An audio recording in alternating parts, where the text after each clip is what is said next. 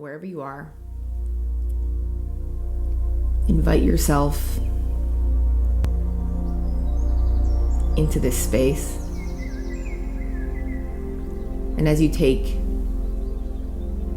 this intentional inhale through the nose, allow yourself to enter your body on a deeper level. Invite your consciousness into this space and begin to relax the muscles in your body.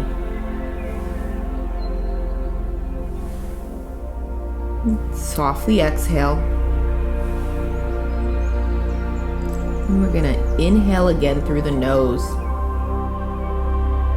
placing the tongue at the roof of the mouth and softening the jaw, softening the eyes, relaxing the spine into the seat behind you. Paying attention to your legs. You know, a lot of times we will cross one way or the other. We will lean towards one hip over the other. So just monitor where you're at, and if there is space for equality between the two and balance.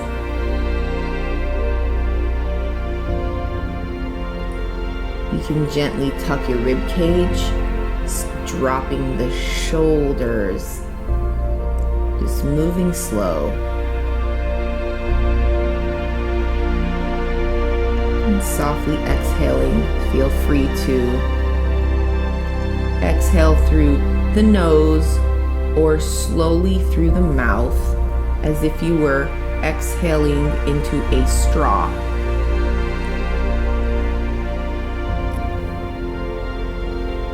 So you're going to distribute that air slowly and steadily. And we're going to inhale again.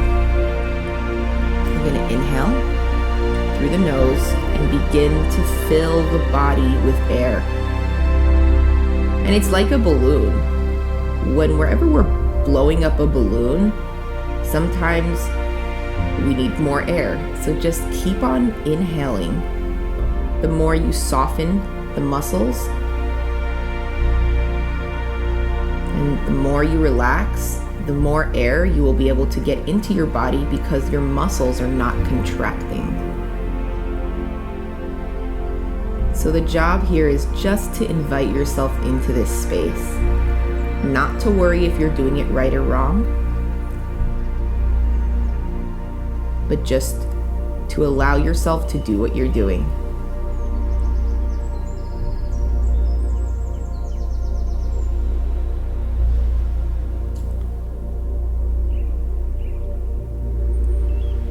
Today we're going to talk about the intuition and our relationship with our intuition.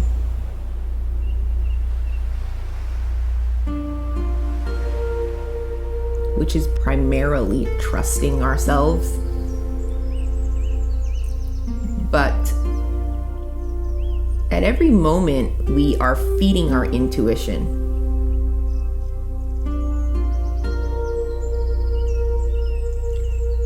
Our intuition processes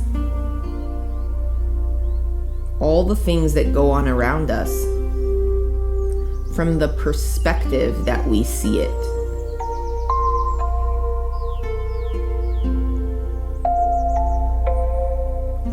But the intuition is also the thing that nurtures us. Right? When they talk about a mother's intuition, it's the same kind of idea. This intuitive thinking, intuitive eating, right? Intuitive living. So even though it's called intuition, it doesn't mean that we're always accessing it to the best of our ability or to our potential. It's like if we say, I want to be loved, and then I say to you, well, what does love mean to you?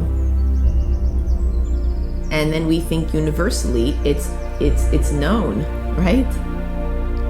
So the intuition is supposed to be that mechanism that tells us what we need to know. The question is, how are we feeding it? What are we feeding it? And what are the eyes that we're using to see, right? Take another inhale here. Allow the chest to expand. And the abdomen.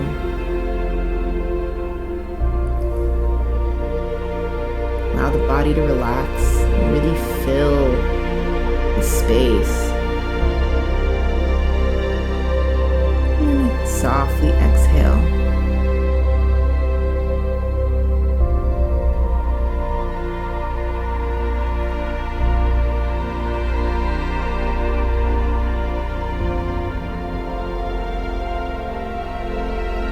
So the intuition is like this precious gem.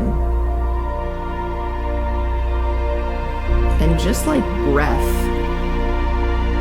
and money, it can be used as a currency. Now people use a lot of things. They use money to buy a lot of things. But just because we have money doesn't mean we're making good choices. The intuition has a sense of power, or maybe in our experience, a sense of hierarchy when it comes to our senses, right? Outside of our five senses. It's this gut, right? It's this voice.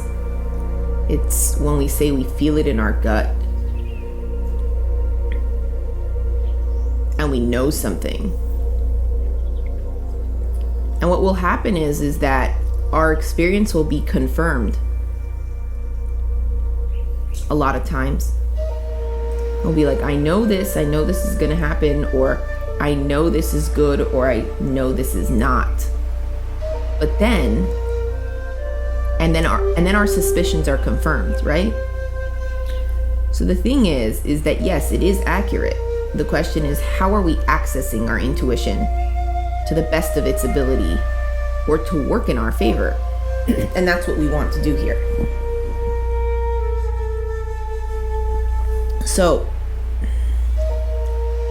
if we're always looking for the bad or the negative, right? Or we want to create suspicions, right? It's available to us. But if we want to access the intuition for positive, or to elevate our life, to lift us up, and to gain a quality experience,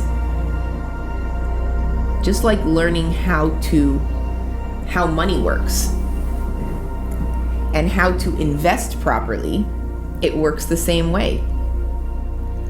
But many people choose to just live on welfare because they're like, I can get by. The goal is not to get by. The goal is to elevate our experience and to be able to access these tools to the best of our ability. So let's strip down the intuition. And again, This is my perspective, so I can only tell you what I experience and what I learn. So something that we really pray for is something called Ayin Tov. Ayin Tov is to have a good eye. Ayin Tov,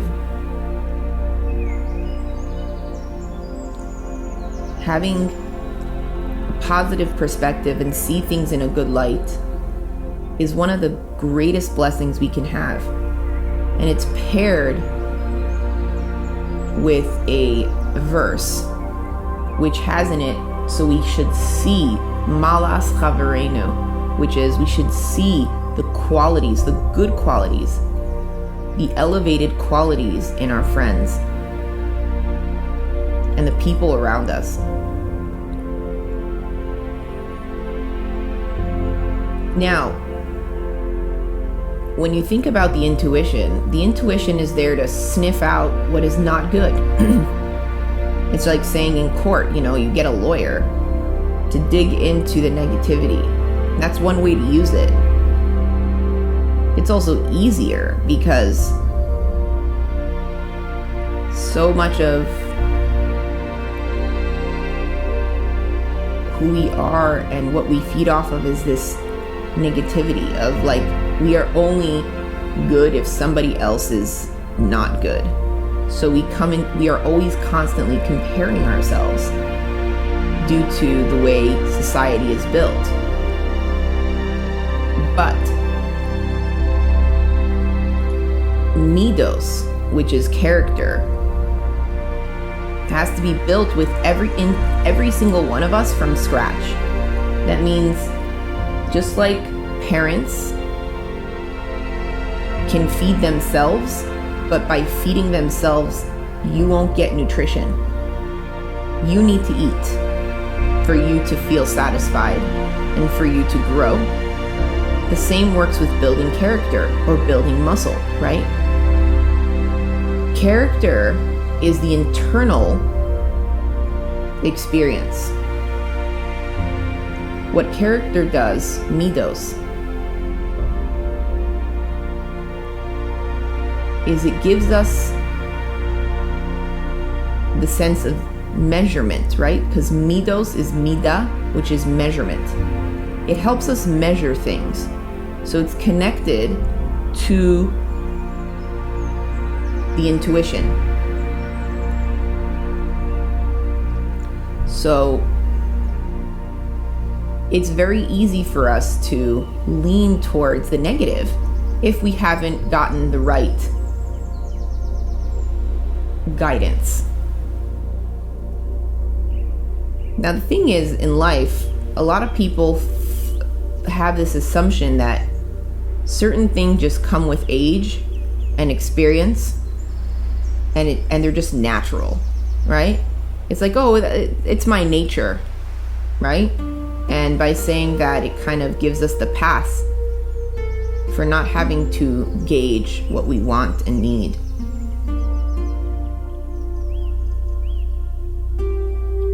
But to really have a quality experience, and that's really what we focus on, especially with the emotional core, right? One of our best assets to build this muscle, this emotional core, is accessing our intuition accurately. So it almost works like an equation. Whatever numbers you put in, it's gonna calculate it and spit out the answer, right?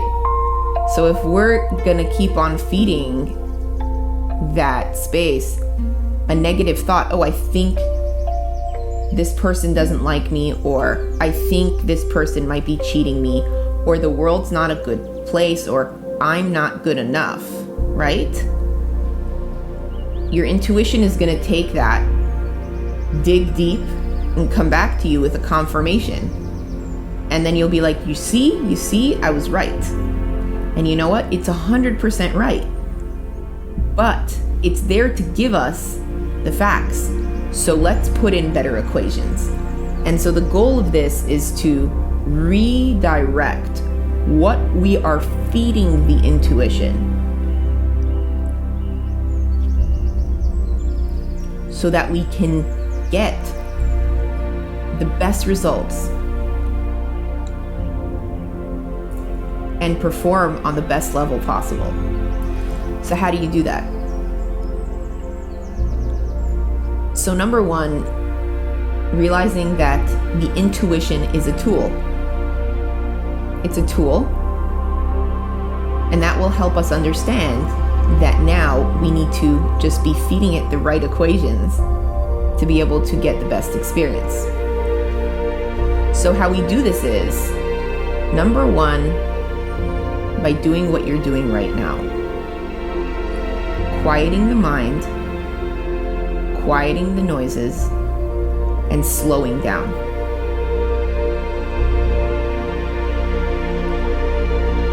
When your body and your mind are connected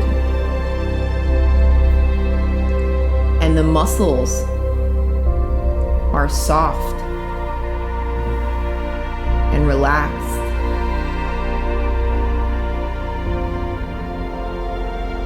and your emotional space does not have to be on guard,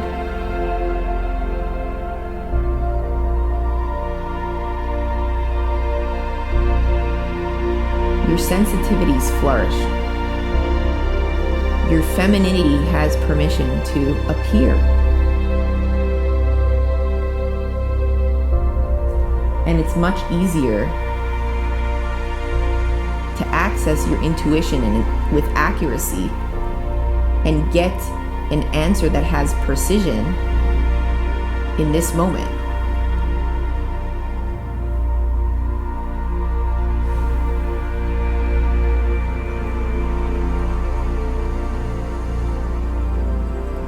When we're connected to ourselves, it makes it a lot easier.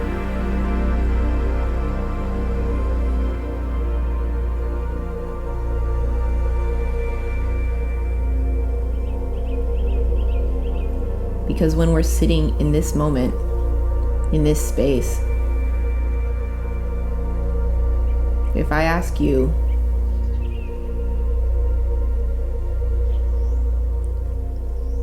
have you felt disconnected all day, or even yesterday?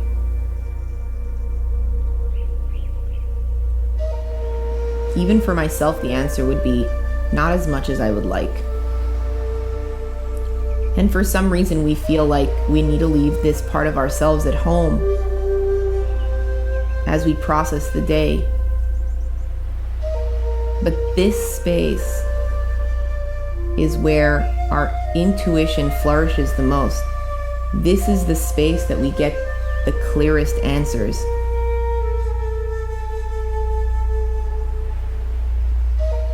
This is the space where we make the best decision.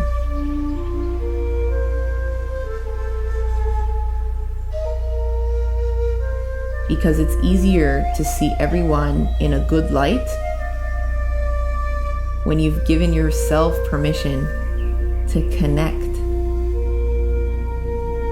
It's easier for you to see yourself in a good light, to have compassion for the parts of ourselves that we are still trying to fit into our experience when we are sitting in this space. I want you to take another inhale and scan your body for a moment. Scan your emotional space, and without any judgment, pay attention to how much of yourself is connected.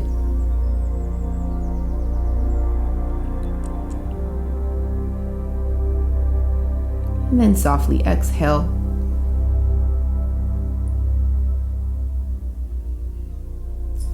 And then we're going to go into an exercise where you can choose an experience from yesterday. It can be an encounter with somebody or a judgment you had about somebody else or yourself.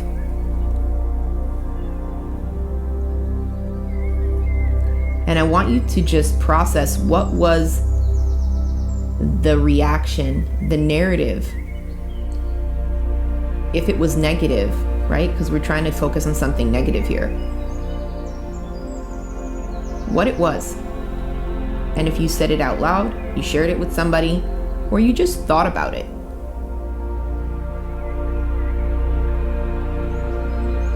And then I want you to take a moment to think about what place you were in. So, what emotional space were you in when you made that judgment? Were you running? Were you emotionally overwhelmed? Were you doing two things at once?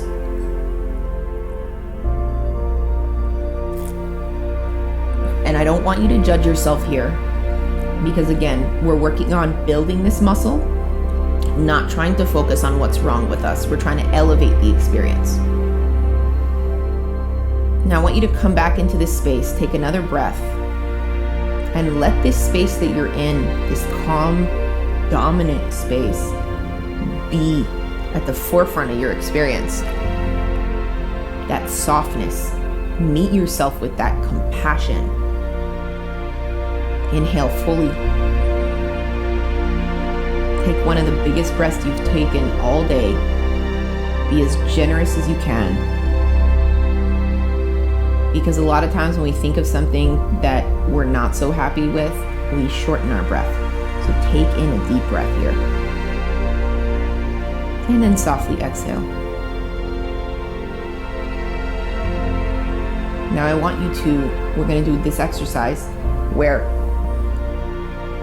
I want you to access your Ayin Tov, your good eye, and I want you to see the Maila, coreKavanah, right? So like you want to see the good in that person, but that can also be yourself. So I want you to take that exact experience, and if you were able to give it a different narrative right now, it's harder than you think sometimes. I want you to try to approach it from a positive space.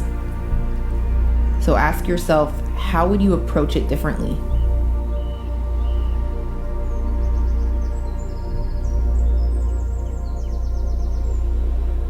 Sometimes it's just listening. That's even listening to ourselves and not having a conversation, but just allowing it to be what it is. Not having to add, just creating space for that other person, including ourselves. Take an inhale here and an exhale. And the beauty of this work is that it shouldn't take any effort. Once your brain begins to process this, you don't need to do anything. It will automatically start to refine itself. And here's how. As soon as you find yourself today or tomorrow making negative judgments or saying, oh, that's out of character for myself, right? Or the need to fix something outside yourself,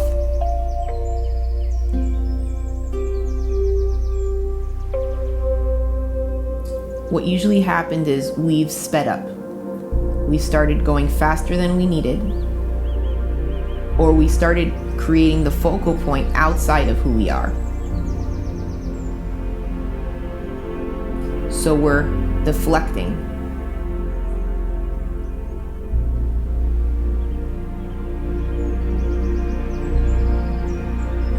Now, there's only so much energy we have in a day.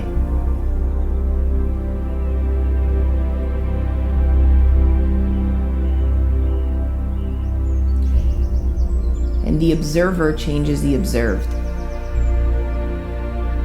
We are observers. I say in my book, we are Shomer Shabbos and Shomer Torah mitzvos. For the ones of us that practice, we call ourselves observers.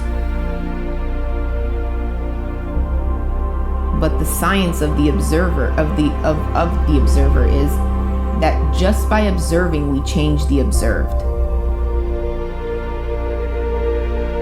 That's why when it comes to gossip, it's such a powerful thing, because by saying something, we're changing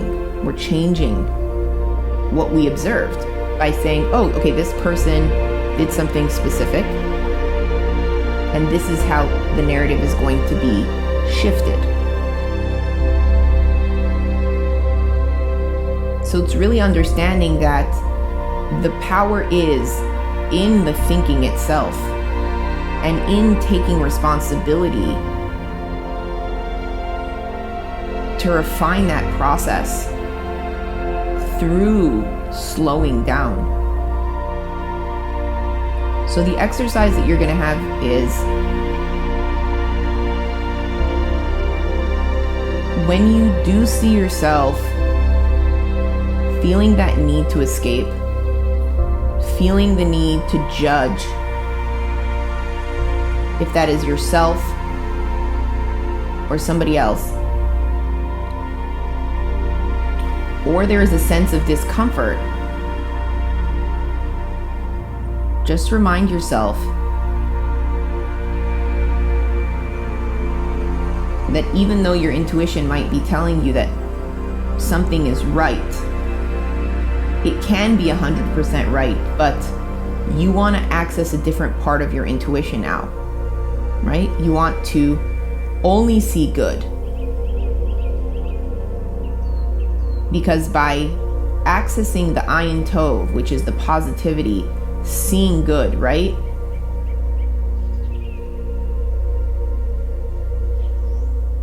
We can only then invite more good into our life and more abundance. So invest in that part of the tool.